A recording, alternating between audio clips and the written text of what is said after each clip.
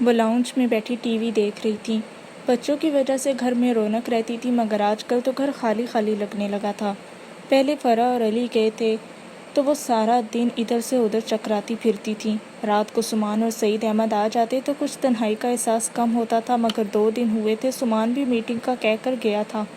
وہ اکثر لاہور جاتا رہتا۔ 1-2 دفعہ اس نے کال بھی کی تھی۔ طاہرہ بیگم کو کچھ سکون رہا تھا۔ فرح اور علی کو وہ بہت مس کر رہی تھی۔ سمان یہاں تھا تو 1-2 دفعہ اس نے ان دونوں سے بات بھی کروا دی تھی۔ خود سے وہ کال نہیں کرتی تھی کہ وہ ان دونوں کے چچا کی فیملی کے ساتھ جانے کے حق میں نہ تھیں۔ سعید احمد اور سمان نے ان کو بھیجا تھا، اندر سے وہ راضی نہ تھیں۔ سعید احمد کے سامنے کچھ کہہ بھی نہیں سکتی تھیں کہ وہ کسی بھی قسم کا لحاظ نہیں کرتے تھے، اور اب سمان بھی نہیں تھا۔ سعید احمد سارا دن باہر گزار کر رات کے لوٹتے بھی تو فوراً کھانا کھا کر سو جاتے تھے۔ ایسے میں طاہرہ بیگم کو تنہائی کا احساس مزید ہو رہا تھا۔ ٹی وی دیکھتے ہوئے بھی ان کی ذہنی روح فرح، علی اور سمان کی طرف ہی بھٹکی ہوئی تھی۔ ٹی وی دیکھتے اچانک ٹیلی فون کی گھنٹی بجنا شروع ہو گئی تھی۔ انہوں نے ٹی وی بند کر کے ریسیور اٹھایا۔ السلام علیکم۔ اجنبی آواز تھی، وہ چونکی۔ وعلیکم السلام، کون؟ دوسری طرف سے فوراً تعارف کروایا گیا۔ اچھا تم کیسے ہو بیٹا؟ انہوں نے خوش دلی سے پوچھا۔ اللہ کا شکر ہے آنٹی، آپ سنائیں۔ کیا سنانا ہے بیٹا، اکیلی بیٹھی بچوں کو یاد کر رہی ہوں۔ وہ تنہائی کے احساس سے گھبرائی ہوئی تھی۔ کوئی بات کرنے کو ملا تو فوراً دلی کیفیت کا اظہار کر دیا۔ کیوں خیریت؟ کہاں ہیں سب لوگ؟ فرح اور علی تو اسلام آباد گئے ہوئے ہیں عثمان کی طرف، اور سمان کا تمہیں پتہ ہی ہوگا، 2 دن سے وہ بھی آفس کے کام کے سلسلے میں لاہور گیا ہوا ہے، انہوں نے تفصیلاً بتایا تھا۔ اچھا، سمان لاہور میں ہے؟ کتنے دن ہو گئے میری اس سے بات ہوئے؟ آج ابھی کال کی تھی میں نے، مگر اس کا نمبر آف تھا، اسی لیے گھر کال کر رہا ہوں۔ مجھے نہیں پتا تھا کہ وہ آؤٹ آف اسٹیشن ہے۔ ہو سکتا ہے وہ کسی میٹنگ میں مصروف ہو، ورنہ تو اس کا نمبر آن ہی ہوتا ہے۔ اچھا پھر آنٹی، میں پھر ٹرائی کرتا ہوں، آپ بھی کوشش کیجیے گا۔ اگر اس کا نمبر آن ہوا تو مجھے بتا دیجیے گا، مجھے اس سے ضروری بات کرنی ہے۔ ٹھیک ہے، میں دیکھتی ہوں، پھر کال کرتی ہوں، تم بھی کوشش کرنا۔ جی آنٹی ضرور۔ اوکے پھر، اللہ حافظ۔ اللہ حافظ۔ ڈاکٹر ظفر کے فون کرتے ہی انہوں نے سمان کا نمبر ڈائل کیا تھا۔ وہ آف تھا، انہیں حیرت ہوئی۔ عموماً سمان نمبر آف تو نہیں رکھتا تھا۔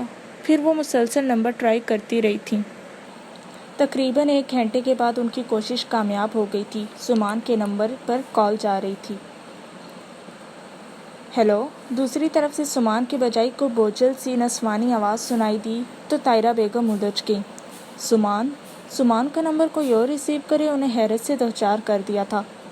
تم کون ہو اور سمان کہاں ہیں؟ انہوں نے کچھ سختی سے پوچھا تھا۔ وہ تو سو گئے ہیں، بلکہ سبھی سو گئی ہیں، ابھی وہ لوگ لوٹے تھے، آتے ہی سو گئے۔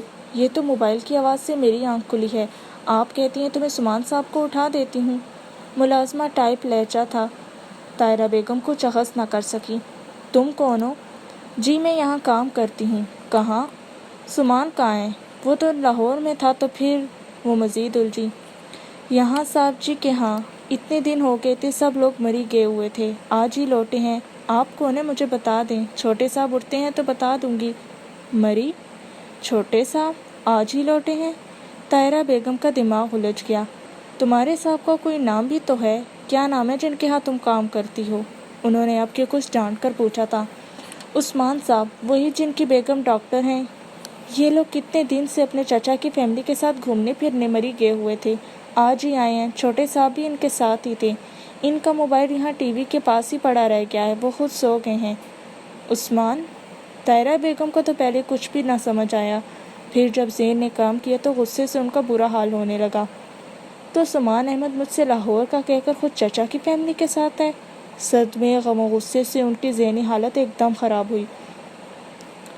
میں سمان صاحب کو اٹھا دوں؟ دوسری طرف سے ملازمہ پوچھ رہی تھی۔ انہوں نے غصے سے ریسیور کریڈل پر پٹخ دیا۔ لاؤنج میں ادھر سے ادھر ٹہلنے لگیں۔ سمان احمد نے آج تک ان سے جھوٹ نہیں بولا تھا، مگر آج سمان کی وجہ سے ان کا دل سخت تکلیف سے دوچار ہوا تھا۔ تو 2 دن سے سمان احمد مری میں ہے، اور آج اسلام آباد میں۔ وہ جو سوچتی جا رہی تھی، غصہ بڑھتا جا رہا تھا۔ میری اولاد ادب مجھ سے جھوٹ بھی بولنے لگی۔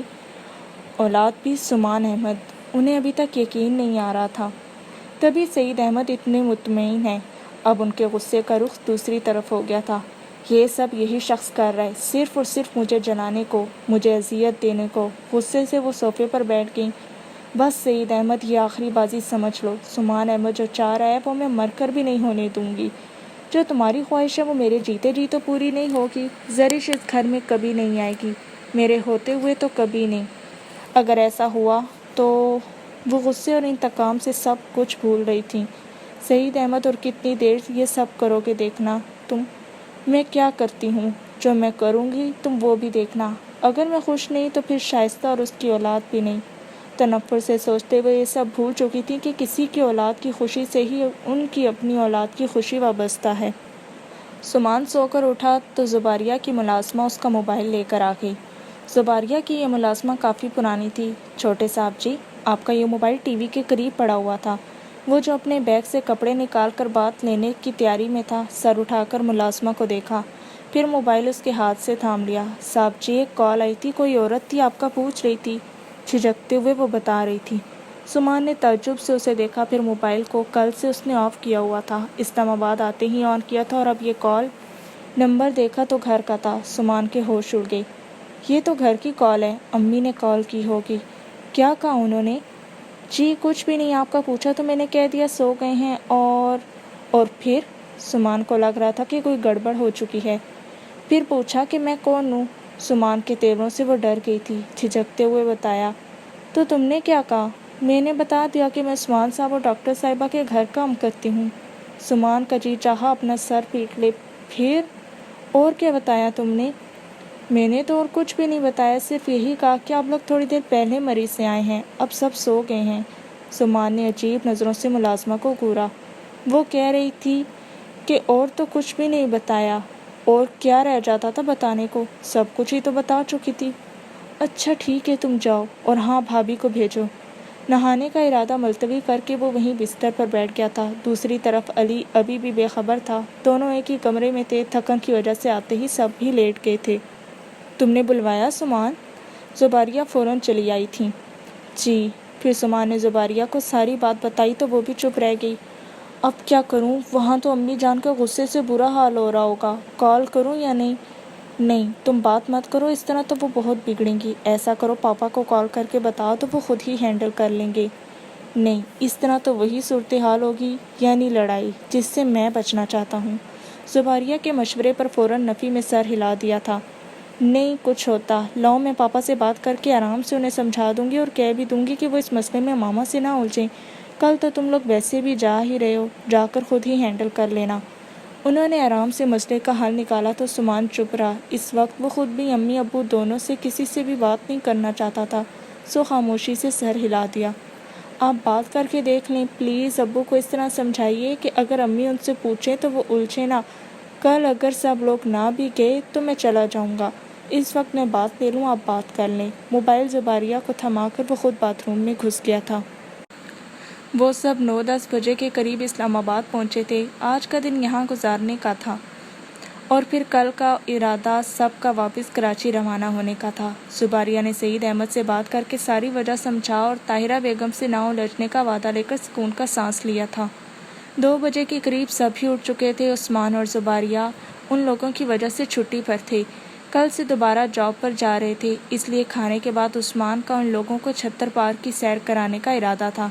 اسلام آباد میں آج موسم خاصا خوشگوار تھا، دھوپ نکلی ہوئی تھی، بلکہ اب تو 2 بجے کے بعد سپہر کی وجہ سے دھوپ کی تمازت بھی کم پڑ چکی تھی۔ چھتر پارک عثمان کے گھر سے 1-1.5 گھنٹے کی ڈرائیو پر تھا۔ وہ لوگ جب بھی اسلام آباد آتے یہاں ضرور آتے تھے۔ 3 بجے کے قریب وہ لوگ گھر سے نکلے تھے۔ عثمان اپنی گاڑی ڈرائیو کر رہا تھا اور فرح نوشین وغیرہ جس ٹویوٹا میں تھی اس کو سمان احمد ڈرائیو کر رہا تھا۔ سعید احمد، شائستہ بیگم، زباریہ کی ملازمہ اور ڈرائیور عثمان کے ساتھ، جبکہ فرح نوشین، زرش، زباریہ، حمزہ سبھی ٹویوٹا میں تھے۔ راستے میں ان لوگوں نے کھانے پینے کا سامان خریدا تھا۔ دونوں گاڑیاں آگے پیچھے تھیں۔ زرش کی طبیعت پچھلے 2 دن سے خاصی سنبھل چکی تھی، اندرونی اور بیرونی طور سے وہ بہت فریش تھی۔ گاڑی میں ان سب نے ادھم مچا رکھا تھا۔ پارک میں دونوں گاڑیاں آگے پیچھے رکی تھی۔ ٹکٹ لے کر وہ پارک میں چلے آئے تھے۔ ملازمہ نے پارک میں گھاس پر چٹائی بچھا دی تھی، ماما پاپا ادھر بیٹھ گئے تھے۔ وہ چاروں ان کے پاس آ گئیں۔ زباریہ بھابھی ملازمہ کو کھانے پینے کی چیزیں ایک طرف رکھنے کی ہدایت دے رہی تھی۔ ماما، ہم ندی کی طرف جائیں؟ زرش نے شائستہ سے پوچھا تو انہوں نے سر ہلا دیا، مگر دھیان سے۔ علی تم ان تینوں کے ساتھ رہنا، لگتا ہے 2-3 کالجز کے ٹرپ آئے ہوئے ہیں، یہ نہ ہو ہجوم میں ڈھونڈتے پھریں ان کو۔ اور ہاں زرش تم پانی میں مت جانا ورنہ پھر بیمار ہو جاؤ گی، تو مجھ سے برا کوئی نہیں ہوگا۔ اجازت دیتے ہوئے بھی انہوں نے ہاتھ بند کر دی تھی۔ زرش نے بیچارگی سے منہ بسورا۔ علی منہ چڑھا رہا تھا تو وہ دل ہی دل میں اسے کوسنے لگی۔ جی ماما۔ شائستہ ہنس دی، جانتی تھی وہ جب بھی اسلام آباد آتی صرف پارک میں ندی سے چھیڑ چھاڑ کرنے ہی تو آتی تھی۔ آپ نہیں آئیں گی؟ نوشین نے ان پانچوں سے پوچھا۔ نہیں تم لوگ جاؤ، ہم تھوڑی دیر میں آتے ہیں۔ عثمان بھائی کے کہنے پر وہ تو تینوں علی کے ہمراہ ندی کی طرف چلی آئی تھیں۔ پہلے کی نسبت اب ندی کافی خشک ہو چکی تھی، پتھروں سے بہتا پانی اب صرف تھوڑے ہی رقبے پر محیط تھا۔ وہ چاروں بڑے بڑے پتھروں پر پاؤں جمائے عین درمیان میں ایک بڑے سے پتھر پر آ بیٹھی تھی۔ علی بھی ساتھ تھا۔ وہ دیکھو 2 لڑکیاں کافی دیر سے ہمیں دیکھ رہی ہیں، میں جب سے پارک سے نکلی ہوں نوٹ کر رہی ہوں۔ نوشین جو پانی کے بجائے ارد گرد کو زیادہ آبزرو کر رہی تھی نے تینوں کو متوجہ کیا۔ زرش نے بھی سر اٹھا کر ادھر دیکھا جدھر نوشین دیکھ رہی تھی۔ کون سی؟ وہاں کتنی لڑکیاں ہیں، کتنی تو ہمیں بھی دیکھ رہی ہیں۔ علی بھی متوجہ ہوا تھا۔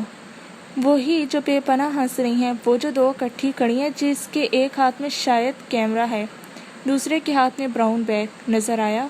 وہ لڑکیاں بھی سمجھ چکی تھی کہ یہ لوگ ان کی توجہ محسوس کر چکے ہیں تو رخ موڑ گئی تھی۔ زبردست، لڑکیاں تو بڑی پیاری ہیں۔ نوشین جو برملا خوبصورتی کی تعریف کرنے کی عادی تھی نے کھلے دل سے ان کی تعریف کی۔ ہاں ریڈ سوٹ والی تو کچھ زیادہ ہی پیاری ہے، کیا خیال ہے؟ علی نے بھی شرارت سے ان کی طرف دیکھتے ہوئے ان کو چھیڑا۔ تینوں نے گھورا۔ خیال کچھ برا بھی نہیں ہے، مگر ان سے جو جوتے تمہیں کھانے ہیں وہ ہم سے کھا لو تو شاید ذلت سے بچ جاؤ۔ زرش نے دوسرے پتھر پہ پڑے اپنے جوتے کی طرف اشارہ کیا تو وہ کھل کر ہنسا۔ ویسے علی کا بھی کوئی قصور نہیں، ریڈ سوٹ والی تو دور سے ہی آنکھوں کو خیرہ کر رہی ہے، ذرا غور تو کرو، ارد گرد کئی لڑکے متوجہ ہیں اس کی طرف۔ چھوڑو بھی، کیا ایک ہی لڑکی حسین ہے، ہم سا کوئی ہو تو سامنے آئے۔ زرش نے نوشین کو چھیڑتے ہوئے کہا تھا۔ لو آ گئے، اب بولو۔ فرح نے جو عثمان احمد کو کچھ فاصلے سے اپنی طرف آتا دیکھ چکی تھی نے شرارت سے کہا۔ کیا مطلب؟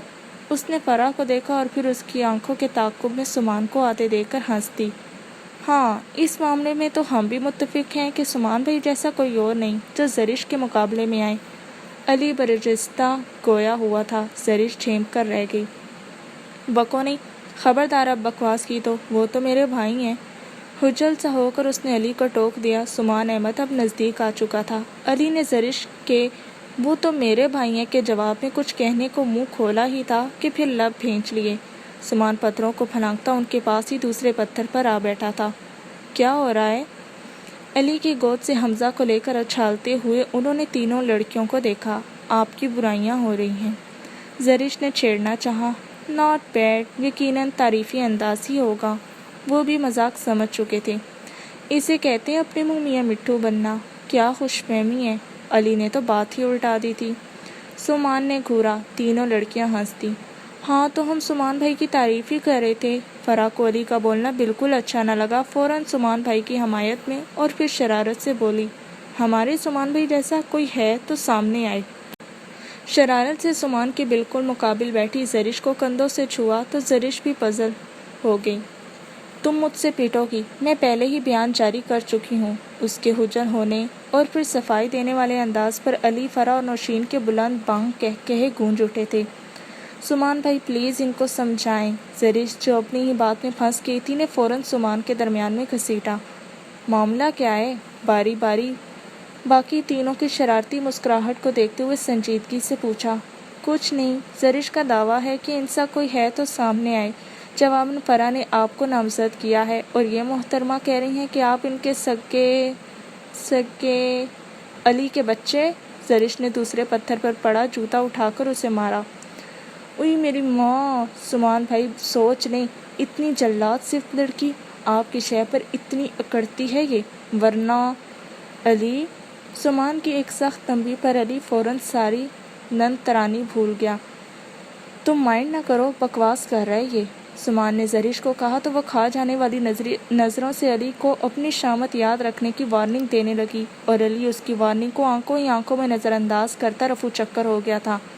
ماما، پاپا اور بھیا بھابھی کہاں ہیں؟ नौशीन ने सुमान से पूछा। भैया भाभी शायद दूसरी तरफ निकल गए हैं, चाचा जान और चाची जान वहीं बैठे हुए हैं। वो कह रहे थे थोड़ी देर में वो भी इधर आ रहे हैं। तुम लोग इधर ही आकर बैठ गई हो, घूमो फिरो। अली जो सुमान के टोकने पर फौरन रफू चक्कर हुआ था, अब कहीं दिखाई नहीं दिया था। हुमैरा देखो, वही लड़की जिसे तुमने फेरीलैंड की परी कहा था। अरे हाँ, ये तो वही है, मगर वो इसके साथ प्रिंस चार्मिंग कौन है? हुमैरा भी फौरन मुतवज्जे हुई थी। यार वही है जो गाड़ी ड्राइव कर रहा था, जिसे मैंने अपोलो का मुजस्समा कहा था। हाँ वही है, जब हमने अपनी बस से इसे देखा था तो मुझे सिर्फ साइड नज़र आई थी। यार वाकई ये किसी अपोलो के मुजस्समे से कम नहीं है, कुछ ज़्यादा ही है। वो लोग अपने कॉलेज ट्रिप के साथ इस्लामाबाद आई हुई थी। पिछले दिनों वो मरी में थी। कल मरी में उनका आखिरी दिन था और वहीं सड़क पर गाड़ी को ओवरटेक करते उनकी इस लड़की बल्कि पूरी गाड़ी पर नज़र पड़ी थी। और आज इस पार्क में उनको दोबारा देखकर वो दोनों न सिर्फ हैरान हुई थी बल्कि महसूस भी हुई थी। कल भी ये लड़की गाड़ी में बैठी बाकी दोनों लड़कियों के साथ मसरूफ़ थी और आज भी वो सब इकट्ठी ही थी। वो बार बार उनको पलट पलट कर देख चुकी थी, मगर अब सिर्फ ये लड़की और लड़का तन्हा थे। यार कितना प्यारा बेबी है इनका। रिमशा को तो बच्चे बहुत अच्छे लगते थे, एकदम मछली। हमजा बड़ी शराफत से सुमान की गोद में था, बिल्कुल अपने माँ बाप पर गया है। बार लड़की के चेहरे पर कितनी मासूमियत है, इतनी नरमी, और आंखों को देखो जैसे हीरो की तरह जगमगा रही हूँ। हुमैरा सीढ़ियों पर बैठे सुमान अहमद और जरिश के मुतल्लिक कह रही थी। वैसे हुमैरा, लगता तो नहीं ये लड़की इस बच्चे की मदर है? इतनी यंग और कम उम्र है, मुझे तो ये मैट्रिक की स्टूडेंट भी नहीं लग रही। बाज़ लड़कियों की लुक ऐसी ही होती है कि वो अपनी उम्र से कई साल कम दिखाई देती हैं। हुमैरा ने बड़ी दादी अम्मा की तरह जवाब दिया था। रिमशा ने उसे घूरा। सुनो, इस कपल की तस्वीर खींचे, कितनी प्यारी, क्यूट और मासूम सी लड़की, और इस वक्त न जाने से क्या हुआ है, लगता है बीमार है, मगर थोड़ी देर पहले दूसरी लड़कियों और लड़के के साथ तो मुस्कुरा रही थी। मरवाओ की कोई तस्वीर नहीं खींचनी, तुम्हें तो आजकल गदी भी खूबसूरत लग रही है। वैसे खैरियत है ना कि रज़ा साहब से तो फ़ोन पर हेलो हाय नहीं हो रही? हुमैरा ने उसे रज़ा के नाम पर छेड़ा तो वो झेंप कर रह गई। क्या हर्ज है, तस्वीर खींच लेते हैं। ईमान से मैंने इतना मुकम्मल हुस्न, वो भी इस कदर पुरसोज, आज तक नहीं देखा। इतना मुकम्मल कपल तो कहीं नहीं होगा। वालदैन तो एक तरफ, इतना क्यूट सा बेबी, ओहो। उसने दूर से ही हमजा को प्यार किया था। हुमैरा ने उसे हाथ मारा। कोई नहीं, चलो यहाँ से, वो मर्द अब हमें बार बार देख रहा है। इससे पहले कि वो शराफत से हमें 9-2-11 करें, हमें खुद ही चले जाना चाहिए। हुमैरा उसका बाजू पकड़कर दूसरी तरफ चली गई थी। सुमान अहमद, जो इन दोनों लड़कियों को काफ़ी देर से धीमे सुरों में बार बार अपनी तरफ मतवज्जे पाकर गुफ्तगू करते देख रहा था, उनको दूसरी तरफ जाते देखा। चलो अब उधर से चलें, सूरज गरूब होने वाला है, उठो, सुमान ने कहा और हमजा को बाजू में उठाए हाथ से उसे सहारा देकर अपने मुकाबिल खड़ा किया। झूले पर बैठोगी? सुमान ने पूछा तो वो पहले तो इनकार करने के ख्याल से गर्दन हिलाने लगी, तो फिर सुमान की अपनी ज़ात के लिए इतनी फ़क्रमंदी महसूस करके इस बात में गर्दन हिला दी। ज़बरदस्त, ये रंजीदा सी लड़की मुस्कुराते हुए कितनी प्यारी लग रही है। दूर खड़ी रिमशा की चोंच फिर हिली थी। आवाज़ काफ़ी बुलंद थी जो सुमान और जरिश तक भी पहुंची थी। अल्फाज वाज़े न था, अलबत्ता दोनों ने ज़रूर देखा था। जरिश देखकर हैरान हुई। ये वही दो लड़कियां थीं, एक रेड सूट वाली और दूसरी स्किन शेड में मलबूस थी। जरिश के देखने पर वो रेड सूट वाली लड़की करीब चली आई। अस्सलाम वालेकुम। हुमैरा का घूरने के बावजूद उसने करीब आकर सलीके से सलाम किया था। वालेकुम सलाम। सुमान ने तअज्जुब से लड़की को देखा। जरिश ने खैर से गाली की मुस्कुराहट होंठों पर सजा रखी थी। जी, मेरा नाम रिमशा जावेद है और ये मेरी कज़न, मेरी क्लास फेलो और बहुत अच्छी दोस्त हुमैरा फारूक है। इधर आओ ना। उसने बड़े एतमाद से अपना तारुफ करवाकर अपने से दूर खड़ी हुमैरा को भी दरमियान में घसीटा। वो अंदर ही अंदर रिमशा की इस दीदा दलेरी पर उसे घूरते लानत मुलामत करते पास आई। अस्सलाम वालेकुम। घूर कर रिमशा को देखा, वो मुस्कुरा दी। हम लाहौर से अपने ट्रिप के साथ आए हुए हैं। पिछले दिनों हम मरी में थे, इससे पहले हम नॉर्दर्न एरियाज़ में भी 2 दिन रह कर आए हैं। सुमान ने नासमझी से दोनों लड़कियों और फिर जरिश को देखा। इस सारे तारुफ का क्या मकसद हो सकता है? सुमान अंदाज़ा नहीं कर पा रहा था। कल हमने मरी से वापसी पर अपनी बस से आप लोगों की गाड़ी देखी थी। सुमान को हैरत के साथ ये दोनों लड़कियां मशकूक भी लगीं। तो फिर अब के सुमान के होंठों से ये ज़रूर निकला था, आपकी मिसेस बहुत प्यारी हैं, बहुत मासूम, क्यूट और رمشا کو تعریف کے لیے مزید الفاظ نہ ملے تو چپ ہو گئی۔ سمان نے عجیب نظروں سے ان لڑکیوں کو دیکھا۔ یہ لڑکی سمان کو کچھ کھسکی ہوئی لگی۔ ادھر زریش کو جو خود بھی جزبز ہو رہی تھی۔ پلیز آپ ڈائریکٹ اپنی آمد کا مقصد بیان کریں۔ اس سے پہلے کہ وہ مزید کوئی گوہر افشانی کرتی، وہ اور زریش ایک دوسرے کے سامنے شرمندہ ہوتے، اس نے سامنے کھڑی لڑکی کو ٹوک دیا۔ میں وہی بیان کرنے لگی تھی، لیکن سوچا آپ ناراض نہ ہو تو یہ ساری تمہید باندھی ہے۔ ویسے تمہید بھی کیا، ہم دونوں آپ دونوں سے بہت متاثر ہوئی ہیں۔ اب کہ زریش کو بھی سامنے کھڑی یہ لڑکی کافی دلچسپ لگی۔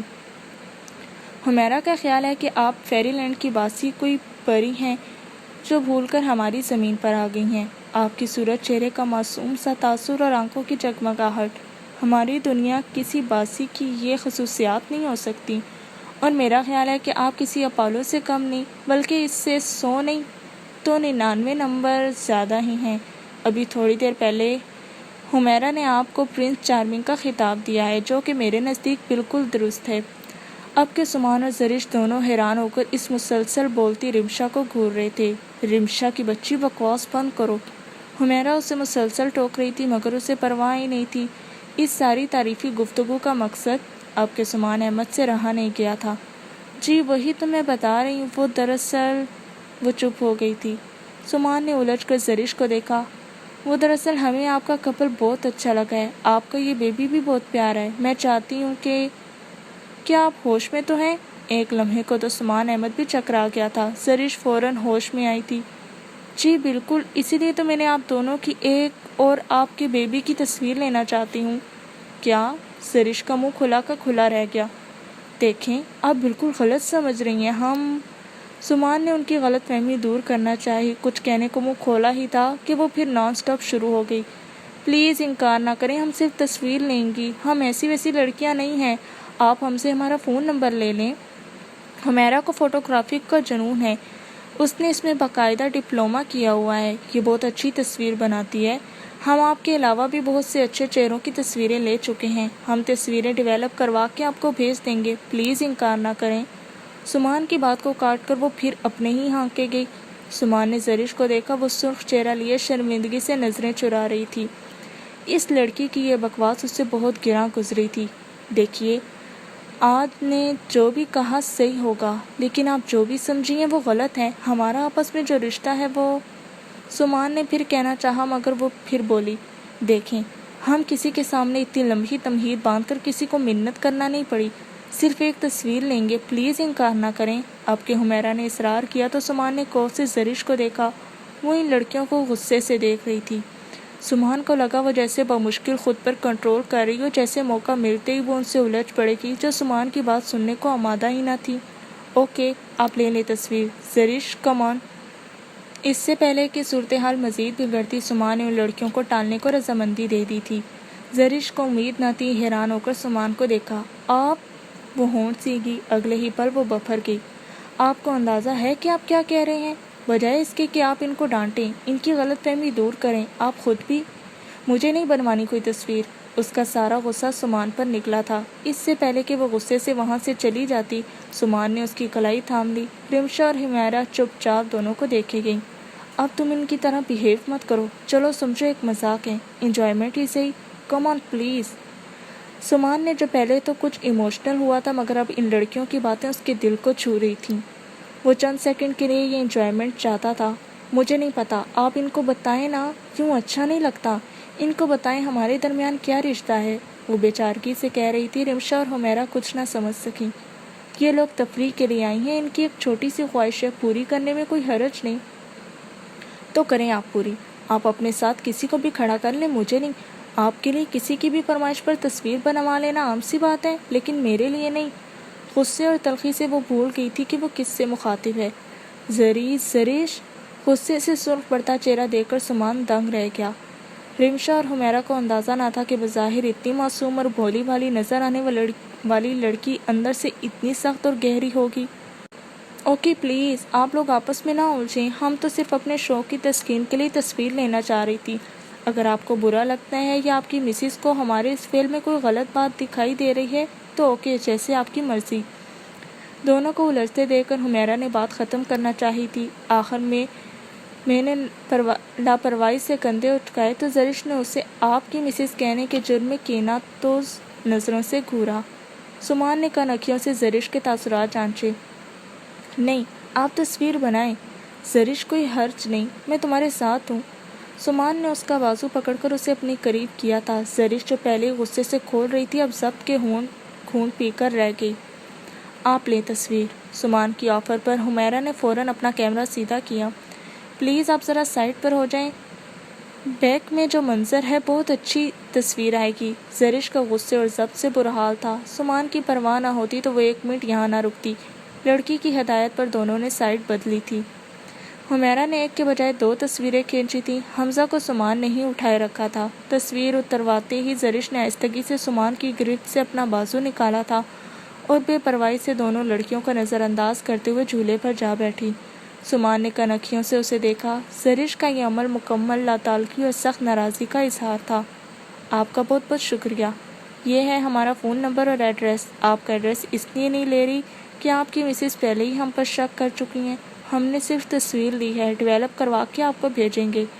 ویسے آپ کا کپل بلکہ فیملی بہت پیاری ہے، لگتا ہے آپ اپنی بیوی سے بہت محبت کرتے ہیں۔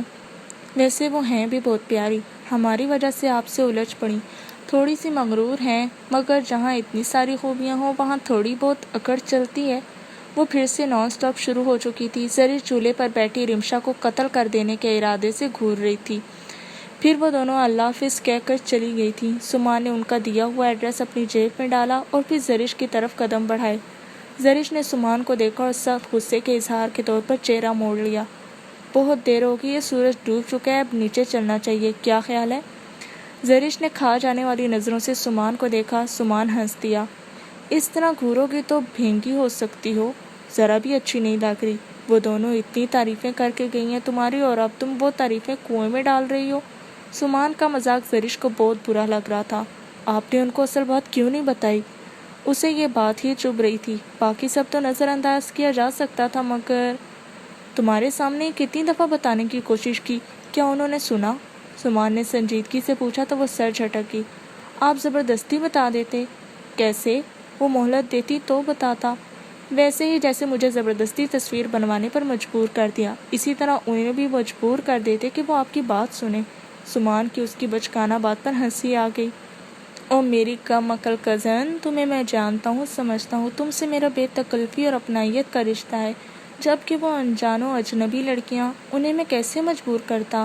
اور اگر کوئی انسان ہم سے ہمارے کسی عمل سے خوش ہوتا ہے تو خوش ہونے دیا جائے، آخر حرج کیا ہے؟ آخر میں سمان نے شرارت سے اس کا چہرہ دیکھا مگر غصہ کم نہ ہوا۔ چاہے اس عمل سے ہمارا امیج ہی خراب ہو، شکوہ لبوں پر آ گیا۔ کوئی نہیں ہوتا، یہ لڑکیاں ہمیں زندگی میں پہلی دفعہ ملی ہیں اور شاید آخری بار بھی۔ سمان کی بات پر وہ خاموش ہو گئی۔ جو شرمندگی اور ندامت ہو رہی تھی وہ کیسے ختم ہوتی؟ سمان احمد سے نظریں ملانے کی بھی ہمت نہیں ہو رہی تھی۔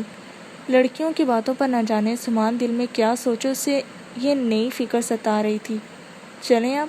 سمان کے کہنے پر خاموشی سے اٹھ کر ساتھ چل دی۔ لکڑی کے پل سے گزر کر واپس جانا تھا۔ نیچے جھیل میں بڑے بڑے پتھر تھے اور پانی بہہ رہا تھا۔ یہ لکڑی کا پل تھا۔ زرش کی جان ایک دفعہ پھر ہوا ہونے لگی۔ بلندی سے ڈھلوان کی طرف پل تھا۔ زرش کا پل پر پاؤں رکھتے ہی سانس اٹکنے لگا۔ فوراً بے اختیار سمان کا بازو تھاما۔ مجھے بہت ڈر لگ رہا ہے، خوف سے کانپتی آواز میں اس نے کہا۔ سمان احمد نے فوراً اسے بازو کے حصار میں لے لیا تھا۔ بمشکل وہ پل کراس کر پائی تھی۔ زمین پر آتے ہی سمان کا بازو ہٹائے وہ بھاگی تھی۔ ان چند لمحوں میں نہ جانے وہ کن محسوسات کا شکار ہوئی تھی۔ ان لڑکیوں کی گفتگو، سمان کا بے پرواہ انداز میں تصویر بنوا لینا اور پھر اب پل عبور کرنا، وہ ہر لمحہ عجیب سا محسوس کر رہی تھی۔ تھوڑی دور ہی علی اور فرح اور نوشین سے مل گئے۔ وہ تینوں ان کی تلاش میں ہی نکلے تھے۔ تم اکیلی؟ سمان بھائی کہاں ہیں؟ اور اتنی دیر کہاں لگا دی؟ ایک دفعہ پھر پل سے گزرتے ہوئے اس کی رنگت پیلی زرد ہو چکی تھی۔ اس کی طرف تشویش سے دیکھتے ہوئے علی نے پوچھا تھا۔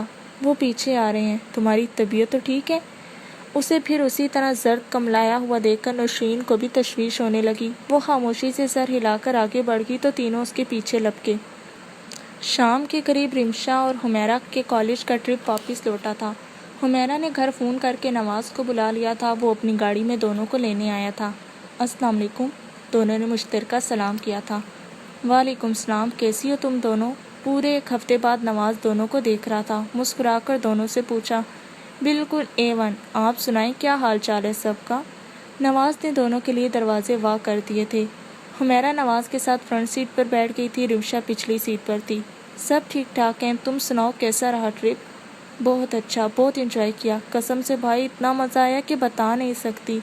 نواز نے ڈرائیونگ کرتے حمیرہ کو جھلملاتا چہرہ دیکھا، وہ خاصی فریش لگ رہی تھی۔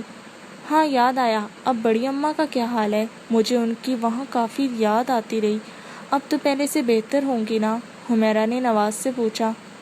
ہاں پہلے سے بہتر ہیں، صبح ڈسچارج ہو کر گھر جا چکی ہیں، ڈاکٹرز کہہ رہے تھے کہ ہفتے بعد پلاسٹر کھول دیا جائے گا۔ گھر کیوں شفٹ ہوئی؟ ٹانگ کا معاملہ ہے، ہاسپٹل میں بہتر ٹریٹمنٹ ہوتا۔ پلاسٹر اترنے تک وہیں رکھتے۔ رمشا نے بھی گفتگو میں حصہ لیا۔ شارق کو مسئلہ ہو رہا تھا، گھر سے آفس، آفس سے ہاسپٹل۔ ویسے گھر میں بھی وہی ٹریٹمنٹ دیا جا رہا ہے جو ہاسپٹل میں دستیاب تھا۔ شاکرہ کو پہلے ہی مکمل طور پر بڑی اماں کی خدمت کے لیے شارق نے رکھا ہوا تھا۔ صبح سے خالدہ چچی بھی وہیں تھی، کہہ رہی تھی چند دن وہ وہاں رہیں گی جب تک پلاسٹر نہیں اترتا۔ اچھا، یہ تو اچھی بات ہے، خالدہ چچی تو بڑی اماں کے لیے سب سے بہتر ہیں۔ ویسے نویرہ آپی کا کیا حال ہے؟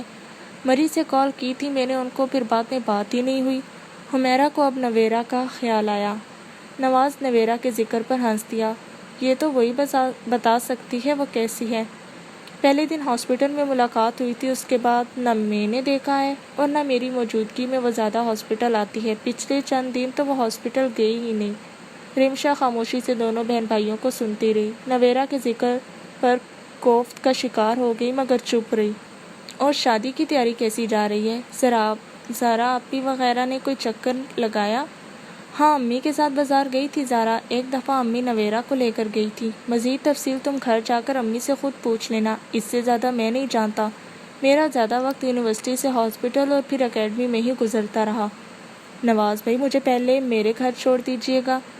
مین روڈ سے گاڑی جیسے ہی سنگل روڈ پر آئی تو رمشا نے نواز کو کہا، کیا بات ہے تم بڑی خاموش ہو؟ نواز نے بیک ویو مرر سے اسے دیکھا۔ میں آپ کو سن رہی ہوں، اس نے مسکرا کر کہا۔ اچھا حمیرہ، یاد سے کل پہلی فرصت میں تصاویر ڈیولپ کروا لینا، گھر نزدیک آ چکا ہے۔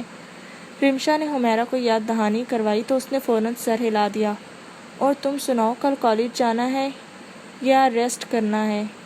نہیں، میرا 2 دن تک کالج جانے کا قطعی موڈ نہیں ہے۔ ویسے بھی تمام لڑکیاں ٹرپ کی تھکن اتاریں گی، کم ہی جائیں گی، 2 دن بعد دیکھیں گے۔ حمیرہ کے پوچھنے پر رمشا نے انکار کیا تھا۔ نواز نے گاڑی ان کے گھر کے گیٹ کے سامنے روک کر بیل بجانا شروع کر دی۔ جتنی دیر میں رمشا نے اپنا سامان سے بھرا بیگ اور دیگر چیزیں نیچے اتاری، حمید صاحب نے گیٹ کھول کر باہر جھانکا تھا۔ رمشا اور پھر نواز کو دیکھ کر حیران ہوئے۔ السلام علیکم انکل۔ رمشا نے آگے بڑھ کر انہیں سلام کیا تھا، وہ اس کے سر پر پیار کر کے نواز سے علیق سلیق کرنے لگ گئے تھے۔ رمشا نے کالج پہنچتے ہی اطلاع کر دی تھی۔ زبیدہ بیگم کو پتا تھا کہ نواز حمیرہ کو لینے جائے گا تو وہ اسے بھی چھوڑ دے گا، باقی گھر میں کسی کو بھی اس کی آمد کی خبر نہ تھی، اس لیے حمید صاحب حیران تھے۔ نواز باہر سے گاڑی واپس لے گیا تھا۔ حمید صاحب نے اسے اندر آنے کو کہا بھی تھا مگر وہ اندھیرا بڑھ جانے کی وجہ سے پھر کبھی پر ٹال کر نکل گیا تھا۔ رمشا اندر چلی گئی تھی، حمید صاحب بھی اس کا بیگ لیے اندر آ گئے۔ زبیدہ بیگم کچن میں تھی، رمشا سیدھی ان کے پاس گئی تھی، انہوں نے گلے لگا کر خوب پیار کیا۔ ایک ہفتے کے ٹور نے رمشا کی رنگت پر اچھا خاصا اثر ڈالا تھا، وہ خاصی فریش اور تر و تازہ لگ رہی تھی۔ زبیدہ نے چائے کے ساتھ اس کی آؤ بھگت کی تھی۔ رضا کہاں ہے؟ کی نظر آ رہا ہے؟ گھوم پھر کر سارا گھر دیکھ کر اسے نہ پا کر وہ واپس زبیدہ کے پاس چلی آئی۔ باہر نکلا تھا، تھوڑی دیر پہلے آتا ہی ہوگا، تم نہا دھو کر فریش ہو لو، میں اتنی دیر میں کھانا تیار کرتی ہوں، تب تک رضا بھی آ جائے گا، تم مل کر کھائیں گے۔ ان کی بات پر سر ہلاتے وہ اپنے کمرے میں چلی آئی تھی۔ نہا کر لباس بدل کر وہ خاصی فریش تھی۔ نہانے کے بعد بیگ سے کپڑے نکال کر ان کی جگہ پر رکھے، دھونے والے ایک جگہ اکٹھے کیے، جرسیاں سویٹر سب نکال کر ایک طرف دھونے کے لیے الگ کیے۔ کل وہ یہ سب دھونے کا کام نپٹائے گی، وہ مکمل ارادہ کرتے ہوئے کمرے پر طائرانہ نگاہ ڈالے باہر نکل آئی تھی۔ اچانک اسے اسلام آباد میں پارک میں کی گئی اپنی حماقت یاد آ گئی تو ہنسی آ گئی۔ ان دونوں نے کیسے اس لڑکے اور لڑکی کو مجبور کر دیا تھا، ان دونوں کو تصویر بنوانا ہی پڑی۔ اپنی ہی جون میں ہنستے اس نے کچن کے دروازے سے اندر قدم رکھا ہی تھا کہ اندر سے باہر آتے رضا سے بری طرح ٹکرا گئی۔ اوف! رمشا کی آنکھوں کے سامنے تارے آگے اس کا سر رضا سے بری طرح ٹکرایا تھا۔ رضا بھی حیران رہ گیا، اپنا سر پکڑتا پیچھے ہٹا۔ بے یقینی سے رمشا کو دیکھا، گیلے بال پشت پر پڑے ہوئے تھے، دوپٹہ گلے میں لٹک رہا تھا۔ اس کی غیر موجودگی میں وہ کافی مطمئن اور آسودہ تھا، اور اب وہ ایک دم نہ جانے کہاں سے آ ٹپکی تھی۔ اندھے تھے کیا؟ تمہیں 5 فٹ 2 انچ کی لڑکی نظر نہ آئی؟ پیشانی کو سہلاتے ہوئے اس نے غصے سے رضا کو دیکھا۔ پورے 1 ہفتے بعد وہ نظر آ رہا تھا۔ دل ایک دم تمام حدیں توڑ کر باہر آنے کو مچلنے لگا تو وہ اس پر برس پڑی۔ یہی خیال میرا بھی تمہارے بارے میں ہے، چلتے ہوئے تم بھی آنکھیں گروی رکھ دیتی ہو شاید۔ بے یقینی کی کیفیت سے نکل کر رمشا کا وجود مکمل ثبوت بنا اپنی موجودگی کا احساس دلا رہا تھا، تو وہ بھی اپنی جون میں لوٹ آیا۔ پیچھے ہٹو، رستہ دو مجھے۔ 1 ہفتے بعد بھی وہی طنزیہ لہجہ سننے کو ملا تھا۔ وہ کلس کر رہ گئی، یہ شخص کبھی بھی محبت سے بات نہیں کر سکتا۔ مجھے بھی شوق نہیں ہے تمہارے راستے میں آنے کا۔ اس نے بھی اینٹ کا جواب پتھر سے دیا تھا۔ غصے سے اسے ایک طرف دھکیل کر وہ باہر نکل گیا تھا۔ وہ غصے سے کھولتی اندر بڑھی۔ زبیدہ بیگم کچن میں نہیں تھی۔ اجڑ جاہل! 1 ہفتے بعد سامنا ہوا ہے تو وہی انداز، بدتمیز! غصے سے اس نے برتنوں میں جھانکنا شروع کر دیا تھا۔ زبیدہ بیگم نے پالک گوشت پکایا تھا، ساتھ میں چاول اور پھلکے تھے۔ چاول ابھی دم پر تھے، پھلکے تیار ہاٹ پاٹ میں تھے۔ رمشا کی بھوک ایک دم چمک اٹھی۔ مینیو اس کے حسب خواہش تھی۔ رات کا کھانا سب نے اکٹھے ہی کھایا تھا۔ زبیدہ بیگم اور حمید صاحب دونوں ہی اس سے ٹرپ کے متعلق سوال کر رہے تھے۔ وہ انہیں مسکرا کر کھانا کھاتے ٹرپ کی مکمل روایت سنا رہی تھی۔ کھانے کے بعد اس نے زبیدہ بیگم کو کچھ بھی نہیں کرنے دیا تھا۔ برتن سمیٹ کر دھو کر اس نے چائے بنائی تھی۔ زبیدہ بیگم اور حمید صاحب ٹی وی دیکھتے باتیں کر رہے تھے۔ وہ سب کی چائے ادھر ہی لے آئی تھی، رضا نہیں تھا۔ تم رضا کو کمرے میں ہی چائے دے کر آ جاؤ، وہ شاید پڑھائی میں مصروف ہے۔ زبیدہ بیگم نے اس کے ہاتھ سے کپ لے کر کہا تو وہ سر ہلا کر رضا کا کپ لے کر اس کے کمرے میں چلی گئی۔ کمپیوٹر آن تھا۔ وہ کمپیوٹر چیئر پر بڑے ریلیکس موڈ میں بیٹھا ہوا تھا۔ کمپیوٹر اسکرین پر شاید کوئی فلم چل رہی تھی۔ دروازے پہ کھڑے اندر جھانکتے ہوئے وہ یہی اندازہ لگا سکی تھی۔ یہ چائے! وہ خاموشی سے اندر آئی تھی یا پھر رضا بری طرح فلم میں مصروف تھا؟ اس نے کپ کی بورڈ کے پاس رکھا تو وہ چونکا۔ تم؟ رمشا پر نظر پڑی تو انتہائی ناگواری سے دیکھا۔ رمشا چائے کا کپ رکھ کر کمرے کا جائزہ لینے لگی۔ پچھلے 8 دنوں سے کوئی خاص تبدیلی نہ ہوئی تھی سوائے رضا کے۔ کمرے کا جائزہ لے کر اس نے رضا کو دیکھا۔ وہ اب پھر کمپیوٹر اسکرین پر نظریں جما گیا تھا، جیسے رمشا کا اس وقت ہونا یا نہ ہونا ایک برابر ہو۔ رمشا کو آگ سی لگ گئی۔ رضا کے مسکراتے ہونٹ، جگمگاتی آنکھیں، مسلسل مانیٹر کی اسکرین کو گھورنا وہ کیسے برداشت کر سکتی تھی؟ پھوپھو تو کہہ رہی تھی کہ تم پڑھائی میں مصروف ہو، مگر کیا زبردست مصروفیت ڈھونڈی ہے تم نے۔ ویسے یہ کون سی فلم ہے؟ کوئی انگلش مووی تھی، اردو ڈبنگ میں۔ رضا نے ناگواری سے اسے دیکھا۔ تم سے مطلب؟ تم چائے دے چکی ہو تو اب جا سکتی ہوں۔ رمشا کے لہجے پر وہ خود پر نہ پہلے کبھی کنٹرول کرتا تھا اور نہ ہی اب ضرورت سمجھی تھی۔ میرے بعد ایسا کیا ہوا ہے کہ یہ شخص اتنا بدلا ہوا ہے؟ رضا کی مسلسل جگمگاتی آنکھوں اور چہرے کے تاثر سے وہ کچھ بھی اخذ نہ کر پائی تھی۔ بہت خوش ہو؟ اس سے رہا نہ گیا تو پوچھ لیا۔ رضا نے اسے مسلسل سر پر جمے دیکھ کر کمپیوٹر آف کر دیا تھا۔ تم سے مطلب؟ چیئر سے اٹھ کر وہ سیدھا ہو کر اس کے سامنے آ کھڑا ہوا۔ اونچا، لمبا قد، متناسب سراپا، وہ اپنی عمر سے کافی بڑا اور صحت مند لگتا تھا۔ رمشا اپنے نازک سے سراپا سمیت اس کے سامنے کچھ بھی نہ تھی۔ اس کا قد تو رضا سے 4-5 انچ کم ہی تھا، جبکہ رضا کا قد 5 فٹ 6 انچ تھا اور اس جسامت کی وجہ سے لمبا بھی لگتا تھا۔ تم بھول رہے ہو، تمہاری ذات سے سارے مطلب اب میرے ہی ہیں۔ رضا نے کافی رکھائی سے رمشا کا چہرہ دیکھا۔ اس ٹرپ نے اس کی شخصیت پر خاصا خوشگوار اثر چھوڑا تھا۔ وہ پہلے سے کافی نکھری محسوس ہوئی۔ مائنڈ اٹ، وہ سارے مطلب میرے قبول کرنے یا انکار کرنے پر انحصار کرتے ہیں، اس نے بھی دو بدو جواب دیا تھا۔ میں اس وجہ کی تبدیلی دریافت کر سکتی ہوں؟ 8 دن پہلے تو تم نویرا کے غم میں مبتلا، اس کی شادی کی فکر میں دبلے پتلے ہو رہے تھے۔ اب ان 8 دنوں میں ایسا کیا ہو گیا کہ تم مسکرانے بھی لگے ہو؟ کہیں ایسا تو نہیں کہ تمہاری نویرا آپی کی شادی رک گئی ہو؟ اگر تم اس غلط فہمی میں مبتلا ہو تو واپسی پر نواز بھائی کے ساتھ ہی آئی ہوں، ان کی باتوں سے ایسا کوئی ارادہ ظاہر نہیں ہوا۔ رمشا کے اندر شاید کوئی اور خوبی تھی کہ نہیں، جلدی پر تیل کا کام کرنا خوب جانتی تھی، بلکہ رضا کے اچھے خاصے موڈ کو غارت کرنا کوئی اس سے سیکھتا۔ شٹ اپ، تم پوری فتنہ ہو۔ رضا کو پتہ نہیں تھا کیا یہ آتے ہی اس سے محاذ آرائی پر تل جائے گی۔ تھینک یو، مجھے نہیں پتا تھا۔ وہ جو اس کا جواب سن کر ہمیشہ بھڑک اٹھتی تھی، اب کی بار کونش جواب لائی۔ رضا مزید جل بھن گیا، اندر ہی اندر حیران بھی ہوا کہ رمشا کی آبزرویشن اتنی ٹھیک کیسے ہے۔ وہ تو واقعی آج کل خوش تھا، ہواؤں میں اڑ رہا تھا، مگر اس نے لب بھینچ کر اپنے سامنے کھڑی رمشا کو نفرت سے دیکھا۔ ایسا کیا خزانہ ہاتھ لگ گیا، مجھے نہیں بتاؤ گے؟ ایک پل کے لیے رضا کے چہرے پر ٹھہر جانے والا تاثر رمشا کی تیز نگاہ سے بھلا کیسے بچ سکتا تھا؟ فوراً پوچھا، میں اگر کہوں کہ محبت تو… رضا کو بھی اسے جلانے کا خیال آیا تو ہونٹوں پر مسکراہٹ سجا کر کہا۔ رمشا کا منہ کھلا کا کھلا رہ گیا۔ کیا؟ اس کے ذہن و دل و دماغ میں نویرا کا سراپا گھوم کر رہ گیا۔ یہ کب اور کیسے ہو گیا؟ اس کے دل و دماغ میں یہ سوال چکرانے لگا۔ کیا مطلب؟ اس نے پوچھا بھی تو کیا؟ رضا کھل کر ہنسا۔ اتنی عقل مند بنتی ہو تو وجہ بھی دریافت کر لو، مجھ سے کیا پوچھتی ہو؟ اگلے ہی لمحے اسے جلتا بھنتا چھوڑ کر وہ یکسر لاتعلقی سے دوبارہ کمپیوٹر کرسی پر جا بیٹھا۔ رضا، تم آرام سے مجھے بتاؤ تمہاری اس بکواس کا مطلب؟ اگلے ہی لمحے وہ غصے سے اس کی طرف گھومی، وہ ہنسنے لگا۔ مجھے نہیں پتا تھا کہ میں اتنا خوش ہوں یا مجھے کوئی خزانہ ہاتھ لگ گیا ہے۔ ویسے اطلاع دینے کا شکریہ۔ بعض اوقات انسان کو خود بھی پتہ نہیں چلتا کہ اسے کوئی خزانہ مل گیا ہے جب تک دوسروں کی نظریں احساس نہ دلائیں۔ عجیب خود سے بیگانہ انداز میں کہتے ہوئے وہ پھر سے ہنسا۔ رمشا ساکت سی کھڑی رہ گئی۔ کہیں یہ نویرا کے سامنے دل کی بات تو نہیں کہہ آیا؟ رمشا کے دل میں عجیب سی پکڑ دھکڑ شروع ہو چکی تھی۔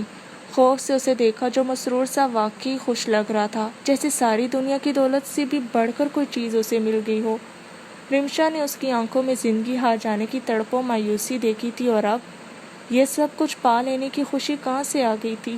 وہ تو اس لڑکے کی آنکھوں کا رنگ دیکھ کر اس کے اندر کی کیفیت کا اندازہ لگا دیتی تھی، اور اب… رضا، نویرا کی شادی قریب ہے، اگر تم نے کوئی ایسی ویسی حماقت کی تو دیکھنا پھر میں کیا کرتی ہوں۔ اس سے کچھ نہ بن پڑا تو دھمکی پر اتر آئی۔ رضا نے انتہائی تعصب سے اسے دیکھا۔